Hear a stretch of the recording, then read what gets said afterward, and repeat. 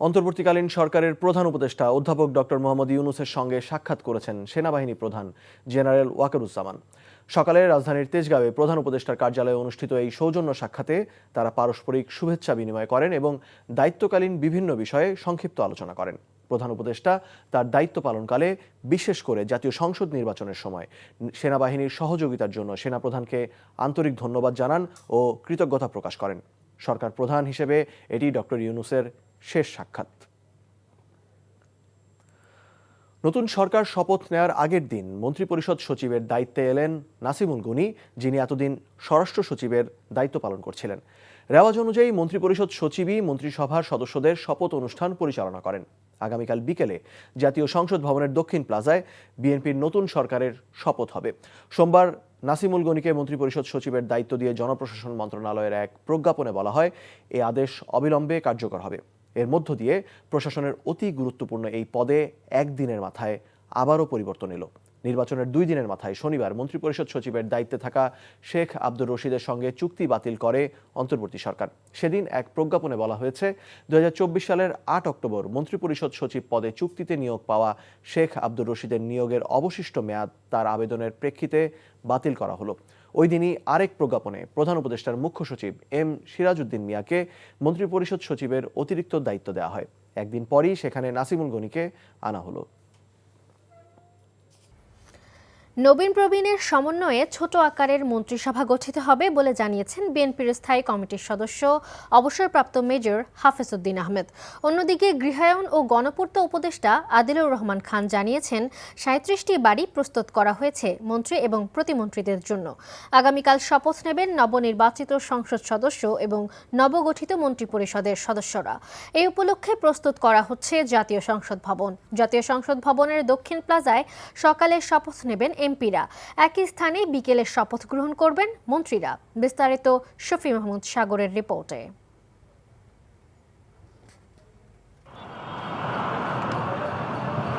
ত্রয়োদশ জাতীয় সংসদ নির্বাচনে নির্বাচিত সাংসদদের শপথ গ্রহণ অনুষ্ঠানের জন্য প্রস্তুত করা হচ্ছে জাতীয় সংসদ ভবন।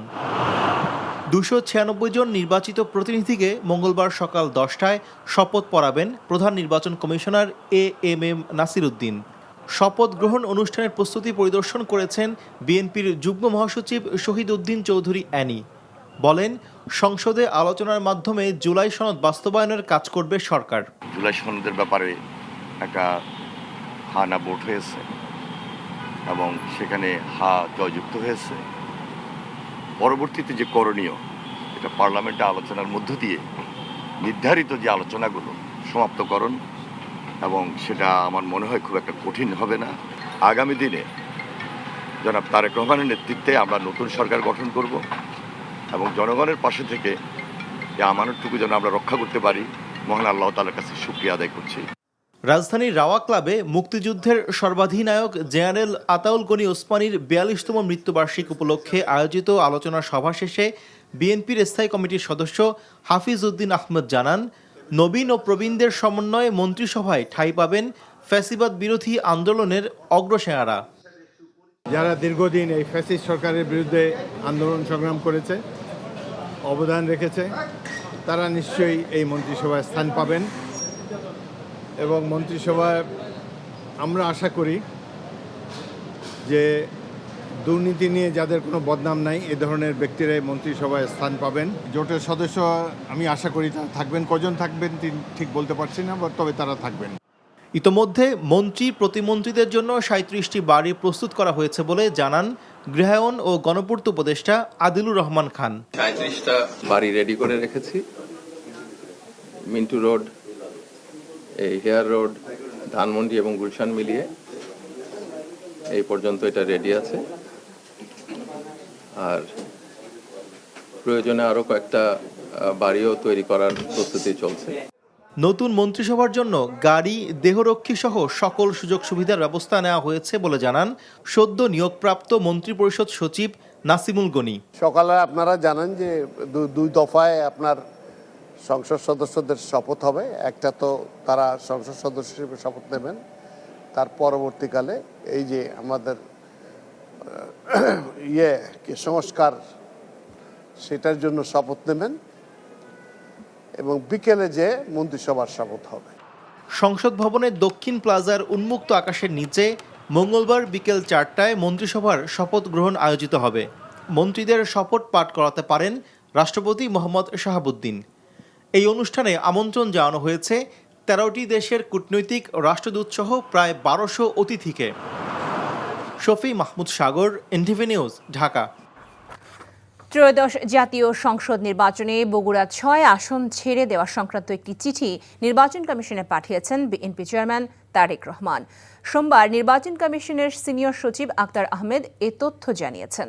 আইন অনুযায়ী কোনো ব্যক্তি 2টি আসনে নির্বাচিত হওয়ার পর নির্ধারিত সময়ের মধ্যে একটি আসন রেখে বাকিগুলো লিখিতভাবে ছেড়ে দিতে হয়। এরই অংশ হিসেবে বগুড়া 6 আসন ছেড়ে দিচ্ছেন তারেক রহমান। গেজেট প্রকাশের পর আসনটি শূন্য ঘোষণা করা হবে। ঢাকা 17 ও ঢাকা 6 এই 2 আসন থেকে নির্বাচন করে উভয় আসনে জয়ী হন বিএনপি চেয়ারম্যান তারেক রহমান। এর মধ্যে ঢাকা 17 আসন থেকে সংসদ সদস্য হিসেবে শপথ নেবেন তিনি। ইসলামী আন্দোলন বাংলাদেশের আমির চরমোনাই পীর মুফতি সৈয়দ মোহাম্মদ রেজাউল করিমের সাথে সৌজন্য সাক্ষাৎ করতে তার বাসায় গেছেন বিএনপি চেয়ারম্যান তারেক রহমান। সন্ধ্যায় চরমোনাই পীরের সিদ্ধেশ্বরীর বাসায় যান ত্রয়োদশ জাতীয় সংসদ নির্বাচনে নিরঙ্কুশ জয় পাওয়া বিএনপির প্রধান। নির্বাচনে অংশ নিয়ে ভোট প্রতিদ্বন্দ্বিতাপূর্ণ করায় ইসলামী আন্দোলনের আমিরকে ধন্যবাদ জানান তারেক রহমান। নির্বাচনে বিএনপির প্রধান প্রতিদ্বন্দ্বী জামায়াতে ইসলামের আমির ডাক্তার শফিকুর রহমানের সাথে গতকাল সৌজন্য সাক্ষাৎ করেন বিএনপির চেয়ারম্যান। একই দিন তিনি দেখা করেন জাতীয় নাগরিক পার্টি এনসিপির আহ্বায়ক নাহিদ ইসলামের সাথেও। ইসলামী আন্দোলন বাংলাদেশের আমিরের বাসায় সামনে আছেন আমাদের স্পেশাল করেসপন্ডেন্ট হাসান মাহমুদ। আমরা সরাসরি তার সাথে যুক্ত হচ্ছি। হাসান, তারেক রহমান চরমোনাই আমিরের বাসায় গেছেন। এই পরিস্থিতিতে সেখানকার আশেপাশের পরিস্থিতির কি তথ্য আছে আপনার কাছে? সিদ্ধেশ্বরীতে চরমোনাইয়ের আমির অর্থাৎ চরমোনাইয়ের পীর সাহেব সৈয়দ রেজাউল করিম তার বাসায় এসেছেন বিএনপি চেয়ারম্যান তারেক রহমান এবং তিনি সেখানে অবস্থান করছেন এবং পীর সাহেব চরমোনাইয়ের সাথে আলাপ আলোচনা রাজনৈতিক মাঠে যেহেতু তিনি আছেন এবং নির্বাচন করেছেন সারা দেশ থেকে তার নির্বাচিত প্রতিদ্বন্দ্বীরা, সেই অর্থে বিএনপি প্রধান এবং নিরঙ্কুশ সংখ্যাগরিষ্ঠতা পাওয়া যিনি আগামীকাল প্রধানমন্ত্রী শপথ দিতে যাচ্ছেন তারেক রহমান, তিনি এসেছেন এবং তিনি গতকালও জামায়াত ইসলামের আমির এবং এনসিপির সভাপতি আহ্বায়কের বাসায় গিয়েছেন।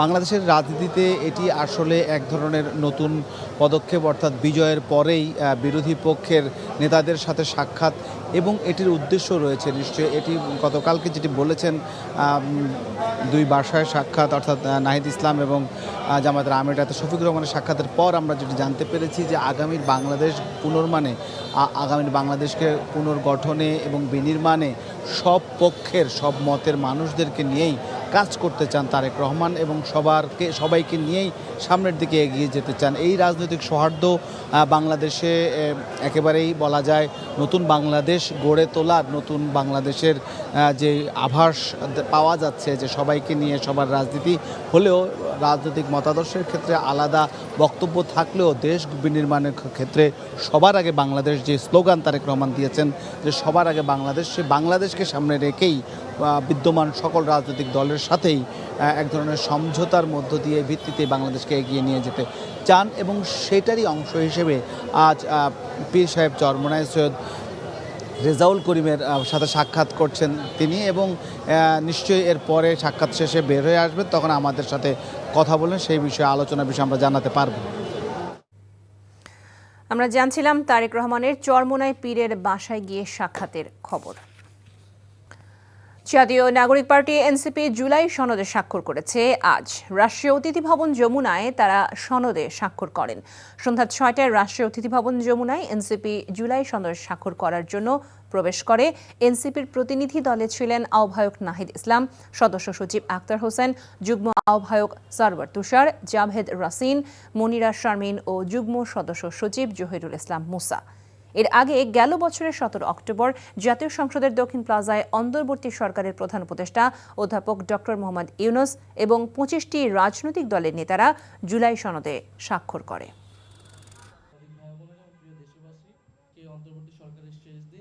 গণভোটে জনগণের রায় সংস্কারের পক্ষে এসেছে, হ্যাঁ এর পক্ষে এসেছে।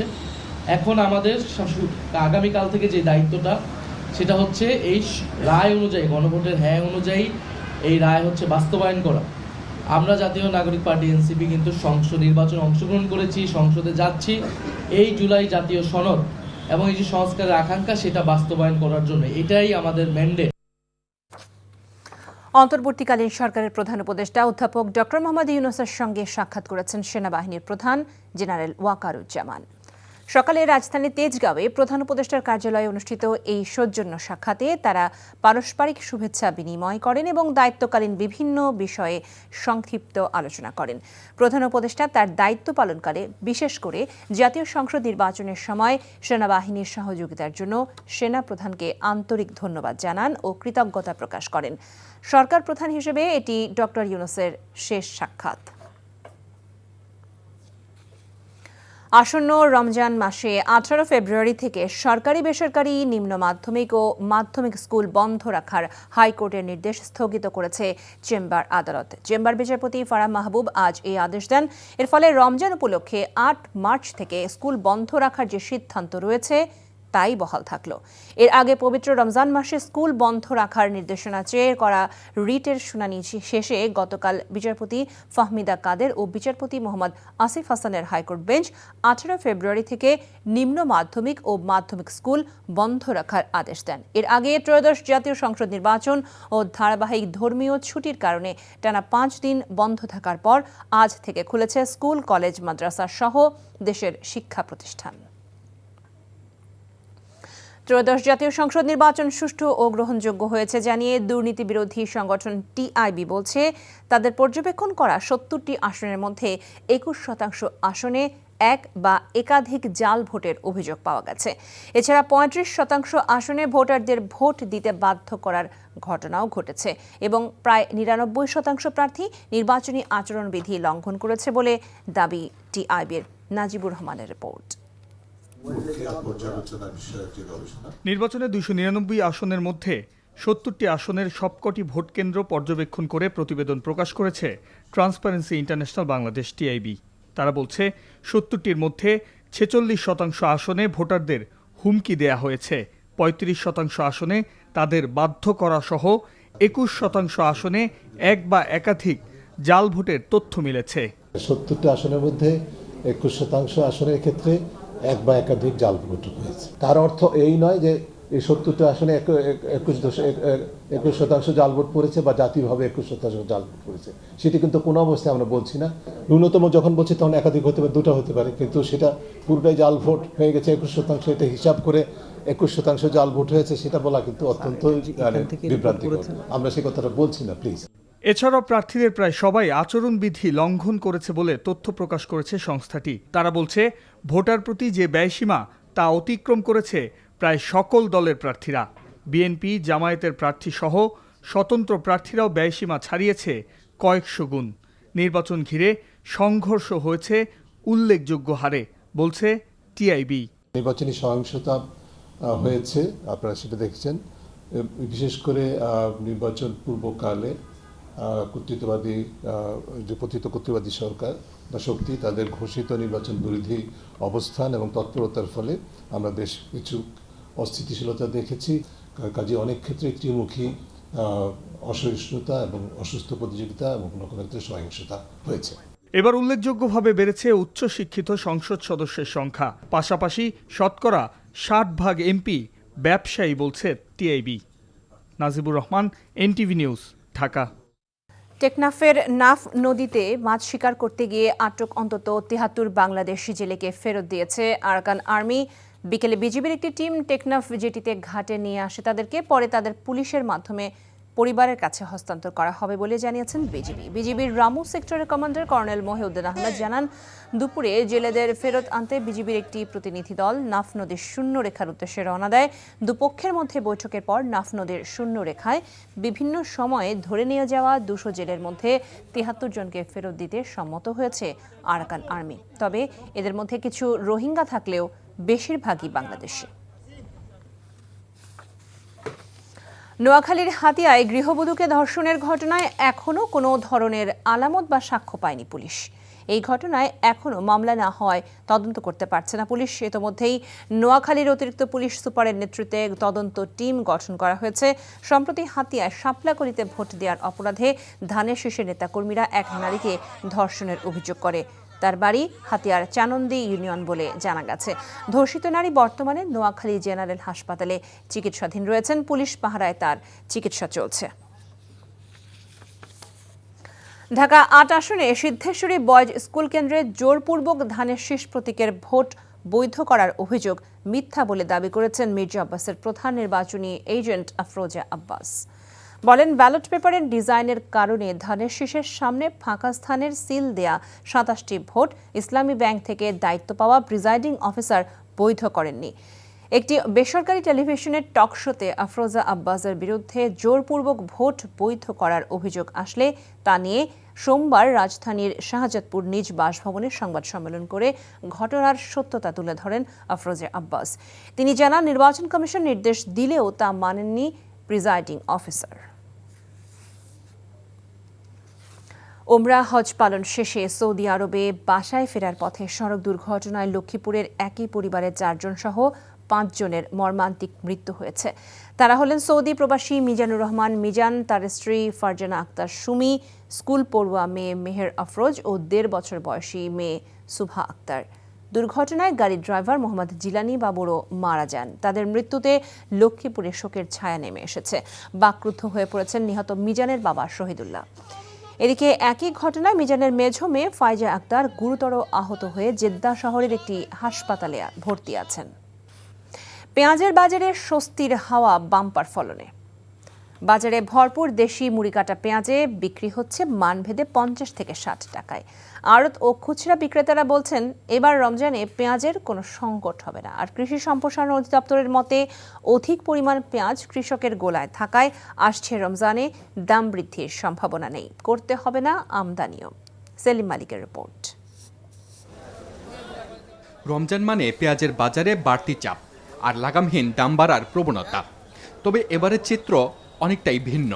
ভালোটা ৬০ টাকা, একটু নর্মালটা ৫৫ টাকা।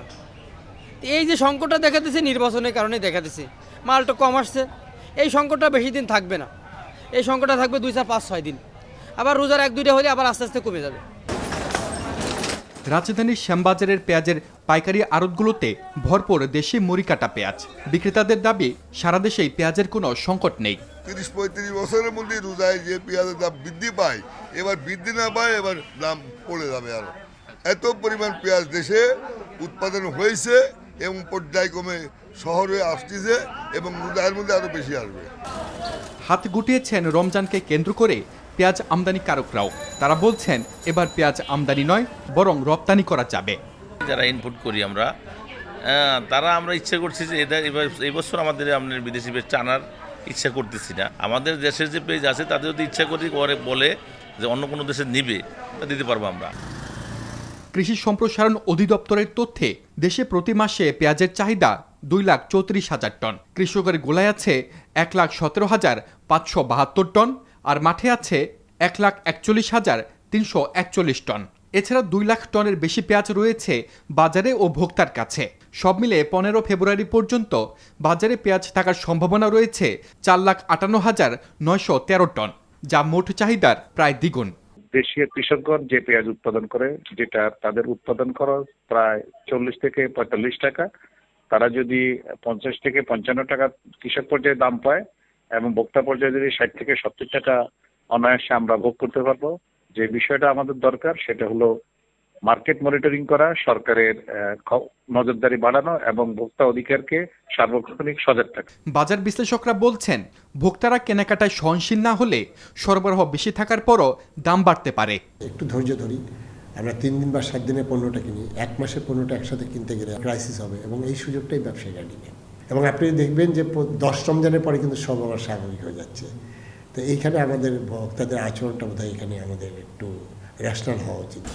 কৃষি সম্প্রসারণ অধিদপ্তরের মতে চলতি বছর পেঁয়াজ উৎপাদন হতে পারে প্রায় 39,85,000 মেট্রিক টন। সেলিম মালিক, এনটিভি নিউজ, ঢাকা।